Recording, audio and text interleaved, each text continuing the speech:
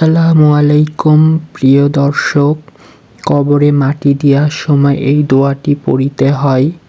মিনহা খালাকনাকুম ওয়া ফিহা নুঈদুকুম ওয়া মিনহা নুখরিজুকুম তারাতার উখরা।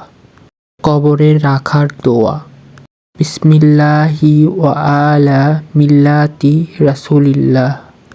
কবর জিয়ারতের নিয়ম: সূরা ফাতিহা ৩ বার, সূরা নাস ৩ বার, সূরা ফালাক ৩ বার, সূরা ইখলাস ৭ বার, আয়াতুল কুরসি ৩ বার, দরুদ শরীফ ১১ বার, আস্তাগফিরুল্লাহ ১১ বার, শেষে মোনাজাত।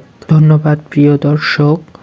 ইসলাম সম্পর্কিত নতুন নতুন তথ্য পেতে চ্যানেলটি অবশ্যই সাবস্ক্রাইব করবেন এবং লাইক, কমেন্ট এবং শেয়ার করে পাশেই থাকবেন।